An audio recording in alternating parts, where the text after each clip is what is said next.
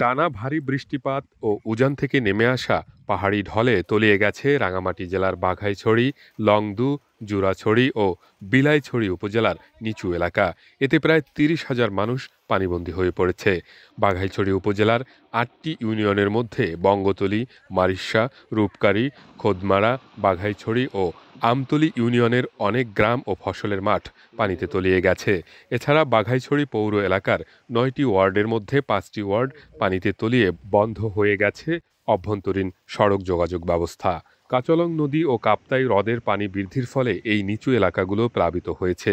এতে ফসলি জমির ব্যাপক ক্ষয়ক্ষতি হয়েছে এবং নিম্নাঞ্চলের সড়ক প্লাবিত হয়ে যোগাযোগ ব্যবস্থার চরম অবনতি হয়েছে। এক্সট্রিম মশার কয়েল প্ল্যান্ট ফাইবার দিয়ে তৈরি, ডেঙ্গু, চিকুনগুনিয়া বাহি সহ যে কোনো মশার বিরুদ্ধে দেয় এক্সট্রিম সুরক্ষা। লংদু উপজেলার মাইনী নদীর পানি বেড়ে যাওয়ায় সেখানকার ঝর্ণাটিলা, ভাসান্যাদম ইউনিয়ন, বগাচত্বর ইউনিয়নের জালিয়াপাড়া, গুলিশাখালী ইউনিয়নের সোনারগাঁও পাড়া, মাইনী ইউনিয়নের FIDC বড় কলোনির পানিতে তলিয়ে গেছে।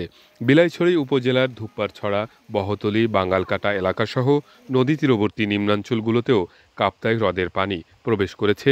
এছাড়া জেলার নানিয়াচর ও সদরের নিচু এলাকাগুলো প্লাবিত হয়েছে।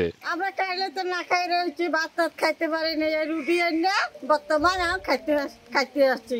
আর তো গত হল্লা কি পানি বেশি বাড়ে আর পোয়াশালো আর ব্রিজ এর বেশি হস্ত চলাফেরা করতে আর তো বেশি অসুবিধা। হঠাৎ করে যে বাড়ি বর্ষণ হওয়াতে পাহাড়ি পানি নেমে কাঁচালং নদীর পানি অনেকটা বিপদসীমার উপর দিয়ে যাইতেছে। বর্তমানে পুরাতন মারিশা থেকে মাস্টারপাড়া রোড চমুনি হইয়া পুরো রোডটা এখন পানির নিচে আছে। রোডের উপর দিয়ে পানি গড়ানোর কারণে মাস্টারপাড়া, মধ্যমপাড়া যেসব নিচু এলাকাগুলো আছে সবগুলো এলাকা তলিয়ে যাইতেছে।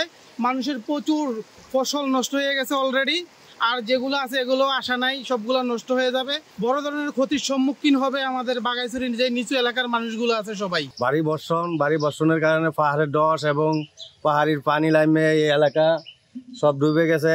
আপনার বাড়ি ঘরে পানি উঠছে, মানুষের কর্মস্থান নাই, কিছু নাই। সরকারিভাবে এখনো পর্যন্ত কোনো সহযোগিতা পাচ্ছে না। সরকারকে বিনীতভাবে অনুরোধ জানাচ্ছি কিছু যারা বাড়িঘর ডুবছে তাদেরকে সাহায্য সহযোগিতা করার জন্য। হাজার হাজার মানুষ পানিবন্দী অবস্থায় আছে, অনেক মানুষের ঘরবাড়ি ডুবে গেছে।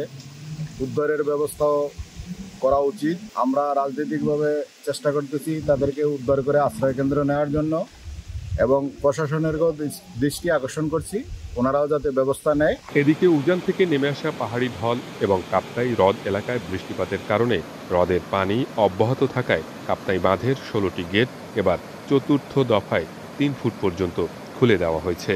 বুধবার রাত 11টায় হ্রদের পানি একেবারেই বিপদসীমার সর্বোচ্চ পর্যায়ে থাকায় কর্তৃপক্ষ গেট 3 ফুট পর্যন্ত খুলে দেয়। এতে প্রতি সেকেন্ডে 58,000 কিউসেক পানি কর্ণফুলী নদীতে নিষ্কাশন হচ্ছে। এছাড়া বিদ্যুৎ উৎপাদনের মাধ্যমে আরও 32,000 কিউসেক পানি নদীতে নিষ্কাশন হচ্ছে।